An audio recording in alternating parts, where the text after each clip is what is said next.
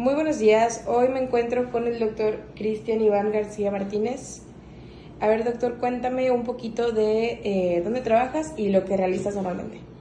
Actualmente estoy trabajando para la Fundación BEST, estoy dando consulta de primer contacto y bueno, anteriormente igual estuve trabajando para el gobierno del estado, para el programa de Sede Sol de Médico 24/7, igual dando consulta de primer contacto para las poblaciones rurales más necesitadas. Ok, excelente. La entrevista que vamos a realizar hoy es más o menos a grandes rasgos sobre la ética y sobre las normativas que rigen esta parte. En tu experiencia, ¿cuáles son los dilemas éticos más frecuentes que enfrentas en tu práctica profesional? ¿Tienes algún ejemplo? Principalmente aquí vienen muchos menores de edad en busca de, muchas veces, tenemos muchas escuelas alrededor, entonces muchas veces vienen como por documentos para poder justificar faltas, trabajos, algunas otras cosas. Principalmente creo que ese es el reto ético más frecuente que tengo. Digo, si realmente por ser menores no puedes brindarles una atención o no puedes emitirles una receta, darles un diagnóstico sin que haya un tutor presente o algún adulto. Entonces muchas veces, pues bueno, algunas veces sí vienen enfermos o tienen algún problema y son pacientes o son estudiantes que son foráneos y no tienen a sus papás acá y se entienden. Pero pues bueno, los lineamientos son claros y no podemos cruzar ciertas líneas, entonces muchas veces nos vemos con las manos atadas y no podemos ayudarles a esos pacientes, aunque realmente lo necesiten. Muchos vienen porque no lo necesitan, solamente quieren un justificante, pero muchas veces sí tienen algún otro problema y no les podemos echar la mano por ahí. Ya, algo que hemos hecho todos. Claro. Ok. En tu caso, tus principios personales fundamentales que guían tu toma de decisiones en una situación difícil, ¿cuáles son? Digamos, 3 principios que dices, estos son los que me rigen. Pues bueno, siempre hay que buscar el beneficio del paciente sin que te veas tú vulnerado en ningún punto. ¿Qué otro? ¿Me repites la pregunta? ¿Qué principios te rigen en tu toma de decisiones? Sí, principalmente, pues bueno, buscar un beneficio para el paciente que sí mejore o que le puedas ayudar en algo, que no te vulnere a ti tampoco en ningún aspecto. Y no se me ocurre otra. Ok, esa es como la básica. Ok. En el caso de la confidencialidad con los pacientes, ¿cómo manejas esta confidencialidad cuando la situación en la que estás enfrentando compartir la información podría prevenir un daño mayor? ¿Me repites la pregunta?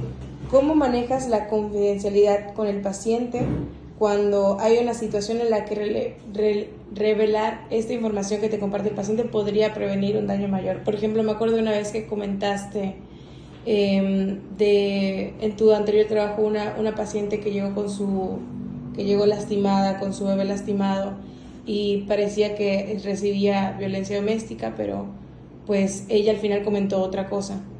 Entonces es como parte de la confidencialidad, supongo, y el qué procede en esos casos, por ejemplo. Sí, en ese aspecto, pues bueno, es muy difícil. Volvemos ahí al dilema ético y moral. Moralmente yo tendría que, en ese caso específico, que se veía involucrada violencia familiar y doméstica. Bueno, la señora había sido violentada, el niño se metió como intentando defender que no golpeen a la señora y el niño recibe un golpe, un tablazo, no recuerdo bien cómo era el caso.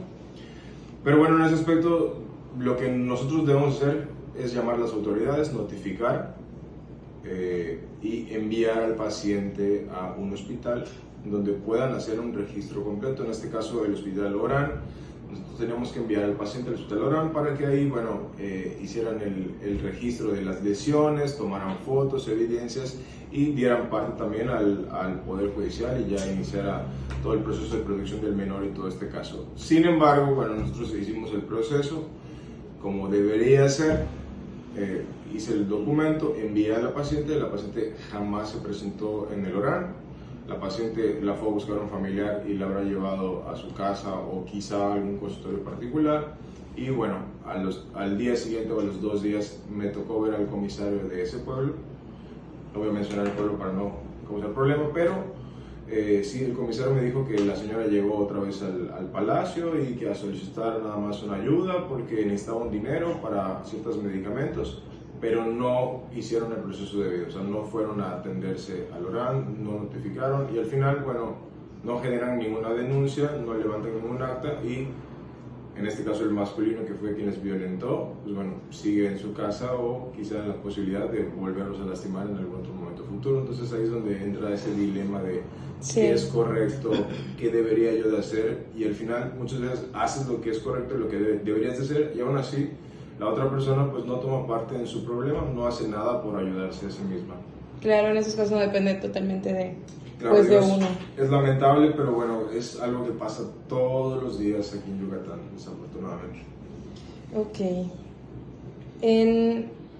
Pongamos este ejemplo o cualquier otro ejemplo, ¿has presentado presiones externas que puedan comprometer tu juicio ético? Por ejemplo, familiares, la misma institución que te presione a hacer algo que tal vez para ti no es lo mejor. No.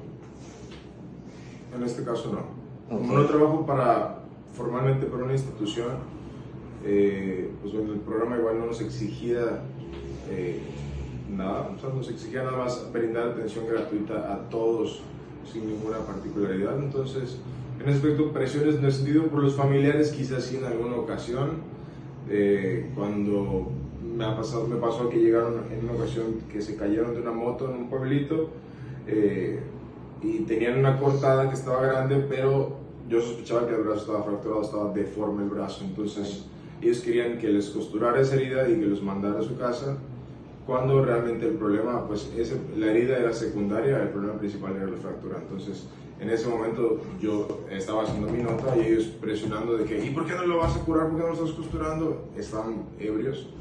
Entonces yo terminé mi nota, ya había notificado a la ambulancia, estaba esperándole en la puerta y se lo llevaron. Pero en ese momento sí la presión de la familia era de que ¿por qué no estás haciendo nada? Esa hoja no nos va a curar y no sé qué. Pero pues bueno, el problema secundario era la herida superficial y el problema principal era la fractura del húmero que tenía el paciente. Claro, luego la bandita no. Sí, muchas veces igual en ese estado dimensiona. alcoholizado, pues bueno, tal vez no ves el panorama completo, no ves el problema verdadero o el problema de fondo, que es lo que va a ocasionar algún problema pues con la vida del paciente. La herida, pues bueno, pues sí podía haber desangrado un poquito, pero no era algo debido a muerte inmediata. Ok. En nosotros como odontólogos el consentimiento informado influye muchísimo en todo lo que hacemos.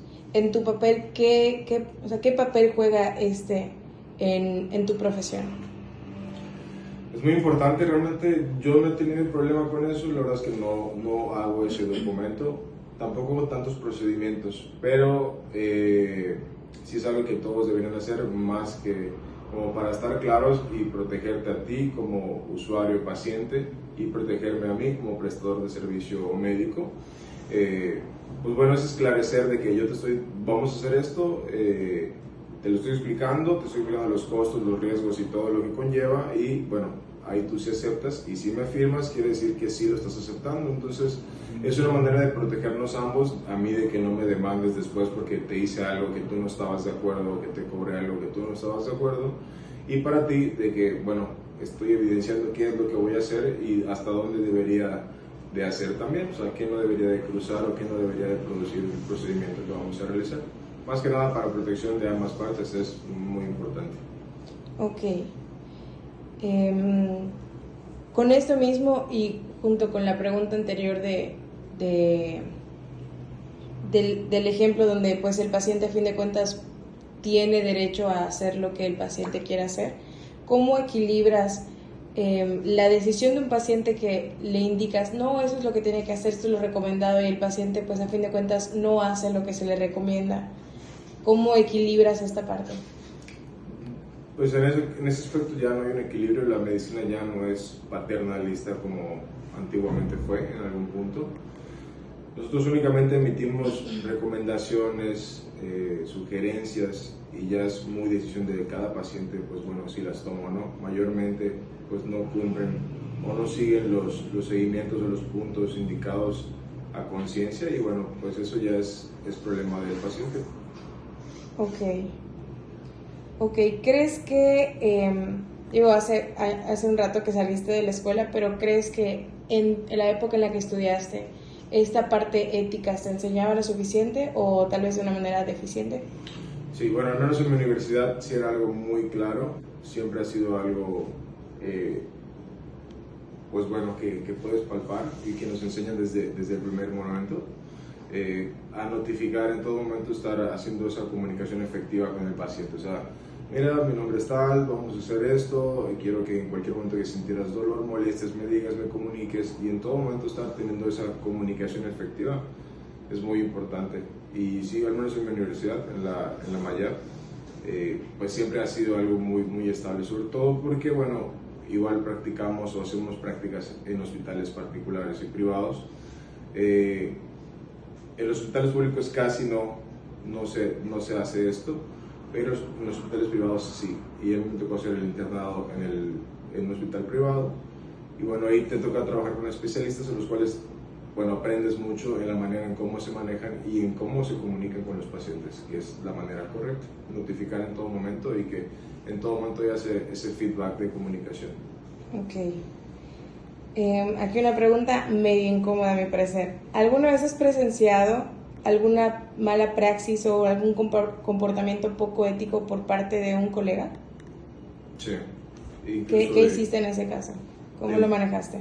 Bueno, en ese caso estábamos como estudiantes y muchas veces veíamos cosas que pues bueno, quizá yo no hubiese hecho de esa manera. Igual, pues muchas veces no tienes el contexto completo, ¿no? O sea, solo tú vas a una clase al hospital y solo estás 2-3 horas en un hospital y no sabes qué ha pasado en las otras 8 horas de turno del médico, ¿no? O cuáles han sido las otras interacciones con ciertos pacientes. Pero sí me tocó ver muchas veces que se hicieran cosas que no se debían, y pues en ese caso como estudiantes tampoco pueden hacer mucho, nada más callar y bueno, aprender qué no hacer o qué no te gustaría hacer más adelante. Ya, ok. Ahora nada más para cerrar, ¿qué consejo le darías a futuros profesionales de toda el área de salud para enfrentar estos dilemas éticos de una manera responsable? ¿Cómo estuvo la pregunta? ¿Qué consejo le darías a los que ahorita están estudiando en cualquier rama de salud para enfrentar dilemas éticos de una manera responsable?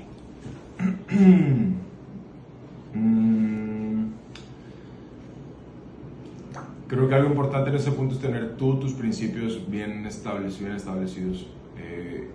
Eso te ayuda a tomar decisiones que no te vulneren o que después no te hagan arrepentirte de ¿por qué hice esto? No debí de hacer esto, no debí prestarme para este tipo de situaciones. Y eso haría que no te involucres o que no te metas en problemas en ese aspecto, principalmente. Correcto. Ok. Muchas gracias, doctor.